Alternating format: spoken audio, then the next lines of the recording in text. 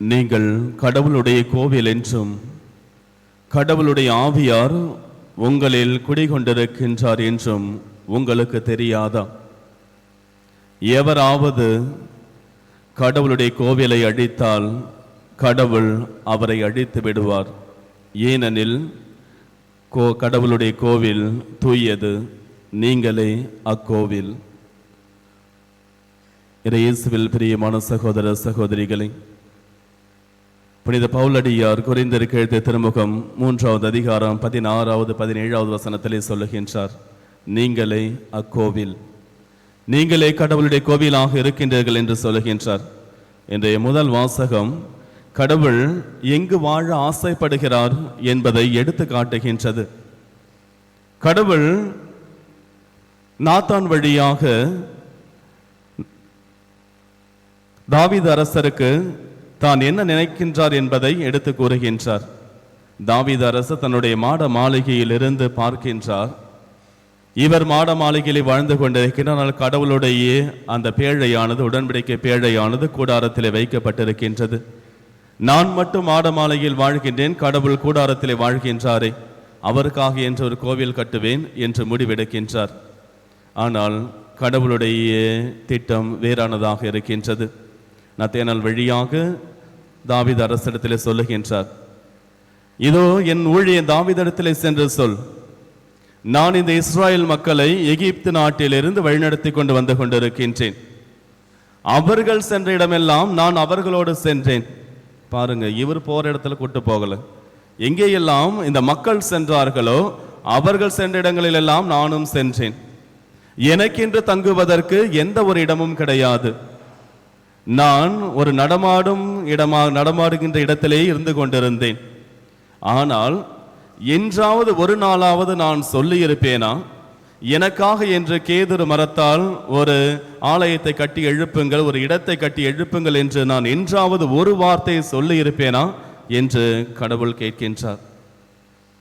ஆனால் நான் தாவீதுக்காக என்று ஒரு ஆலயம் கட்டுவேன், ஒரு இல்லம் கட்டுவேன், அங்கே அவனை நான் வளர்ந்தெழ செய்வேன் என்று கடவுள் சொல்லுகின்றார்.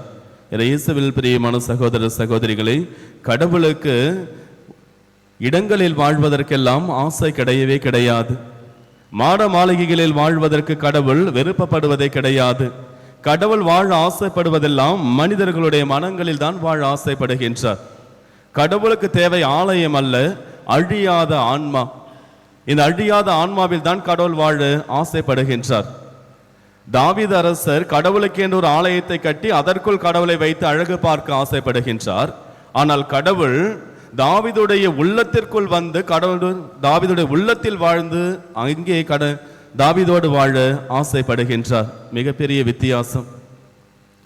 கடவுள் எப்பொழுதுமே மனிதர்களுடைய உள்ளங்களில் வாழ ஆசைப்பட்டு கொண்டிருக்கின்றார் என்பதுதான் மிக உண்மையான ஒன்று.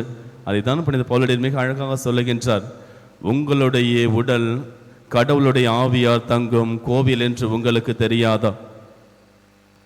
யாராவது அந்த கோவிலை அழிக்க முற்பட்டால், அழித்தால் கடவுள் அவரை அழித்து விடுவார். ஏனெனில் அக்கோவில் தூயது, நீங்களே அக்கோவில் என்று மிக அழகாக சொல்லுகின்றார். இயேசுவில் பிரியமான சகோதர சகோதரிகளை, கடவுள் வாழ ஆசைப்படுவதெல்லாம் நம்முடைய மனங்களில் தான். கடவுளுக்கு மிகுந்த ஒரு ஆலயம் என்றால் அது நம்முடைய உடல் தான், நம்முடைய ஆன்மா தான். கடவுள் எந்த இடத்திலும் இல்லாத மகிழ்ச்சியை நமக்குள் வருகின்ற பொழுது அந்த மகிழ்ச்சியை அனுபவிப்பார். இந்த இயற்கை முழுவதும் கடவுளுக்குள் இருக்கின்றது. ஆனால் அந்த கடவுள் நமக்குள் வாழ ஆசைப்படுகின்றார். இதை நம்மால் உணர்ந்து கொள்ளவே முடியாது, புரிந்து கொள்ளவே முடியாது. அவருடைய அன்பை நாம் சுவைக்கின்ற பொழுது மட்டும்தான் அதை நம்மால் சிறிதளவு உணர முடியும். எந்த அளவிற்கு கடவுள் நம்மை அன்பு செய்கிறார் என்பதை நாம் புரிந்து கொள்ள முடியும்.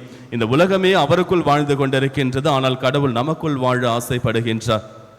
இதை புனித பவுலடியார் எபிசேயருக்கு எழுதிய திருமுகம் 2வது அதிகாரம் 22வது வசனத்திலே இன்னும் அழகாக சொல்லுகின்றார், நீங்கள் கிறிஸ்துவோடு இணைந்திருந்தால் தூய ஆவியாரால் கட்டப்படும் கோவிலாக நீங்கள் கட்டப்படுவீர்கள் என்று சொல்லுகின்றார்.